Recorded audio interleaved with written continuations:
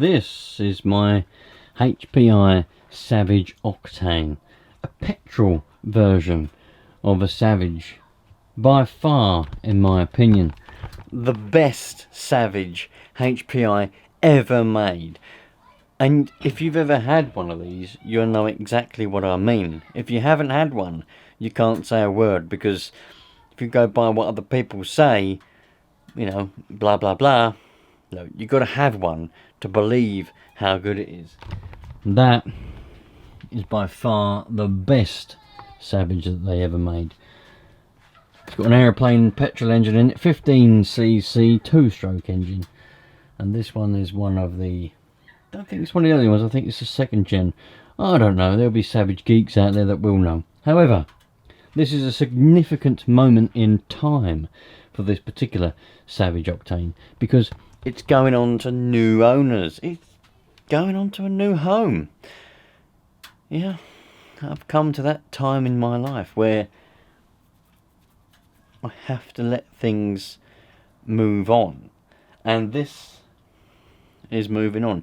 Originally, I acquired it because I went to a friend of mine, and in his garage he had a Hot Bodies Lightning GTX2, a twin-engine Nitro monster truck from 2000, well, the early 2000s anyway, 2001, something like that, early 2000s.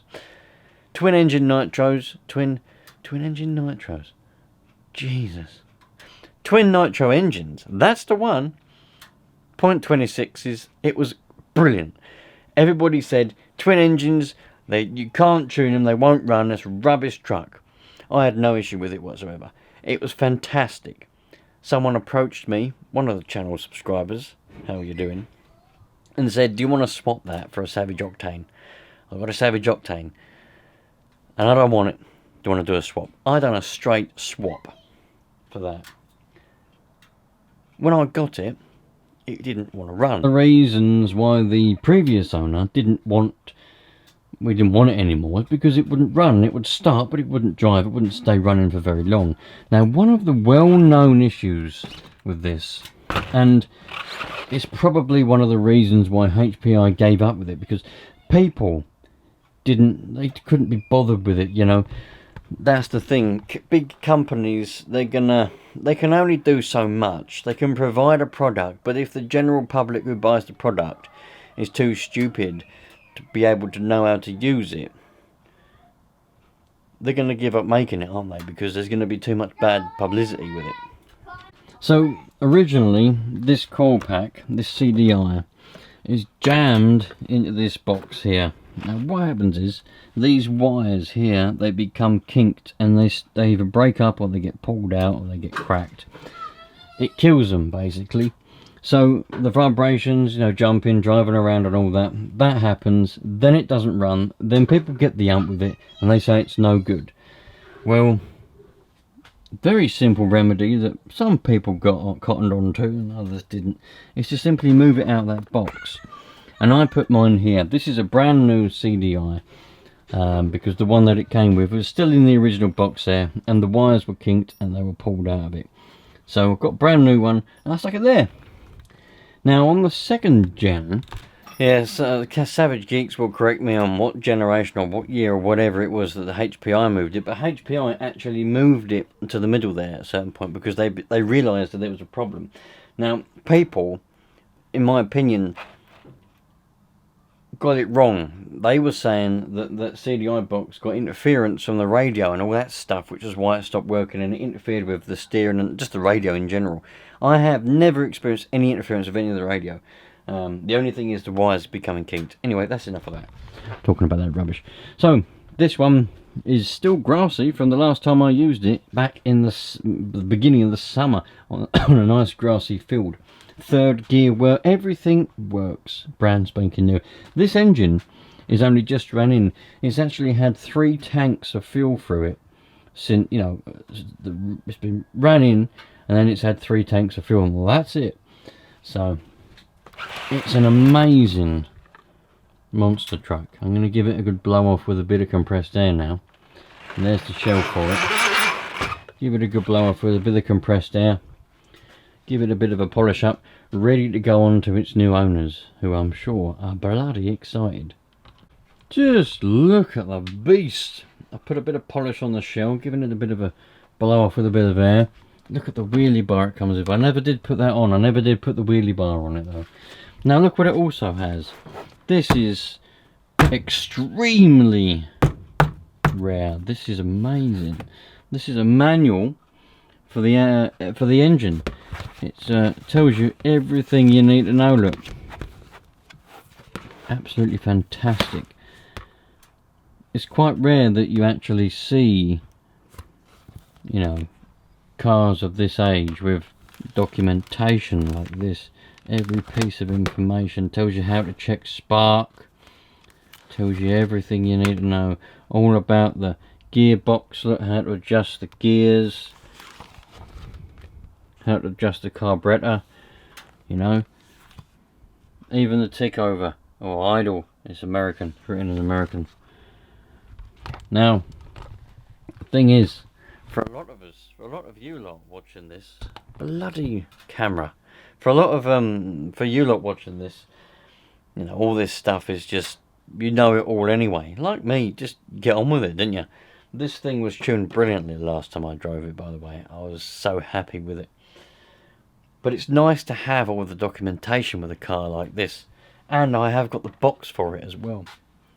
Now you're probably wondering, why am I showing you this? Well, I'm showing you it to document it. I'm going to document it anyway, so I might as well show you lot.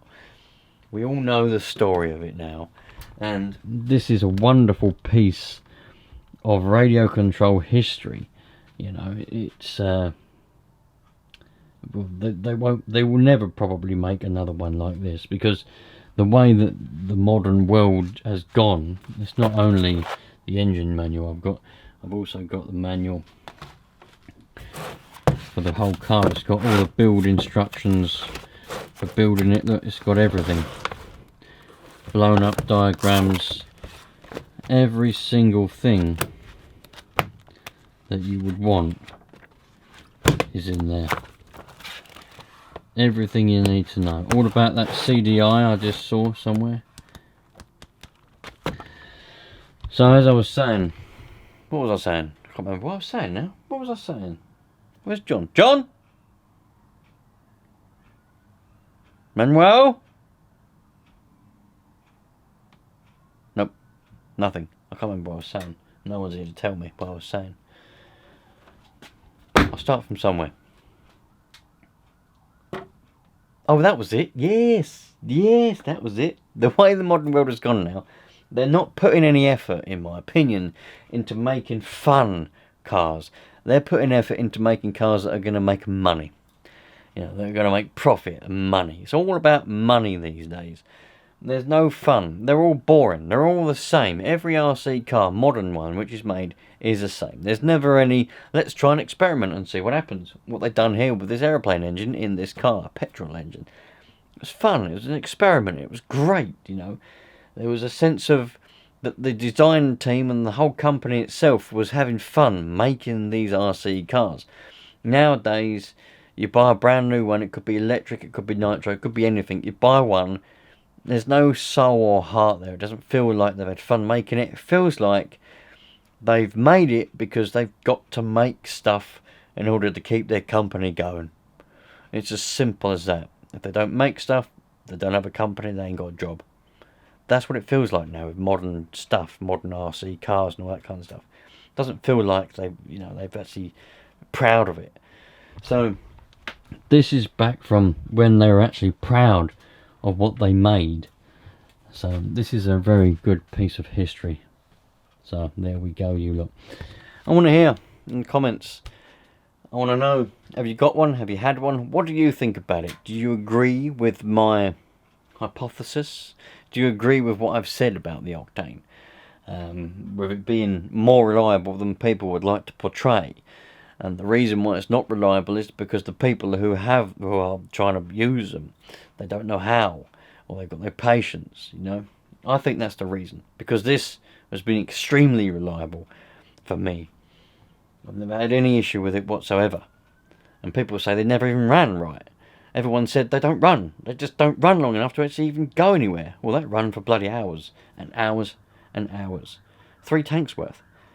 It's about 6 hours. Anyway, thanks for watching. Take care. Think about subscribing, because now and again I do go down the old subscriber list, pick up a random name and send gift vouchers to shops, Answer RC, Wheelspin, all that kind of stuff. So, cheerio.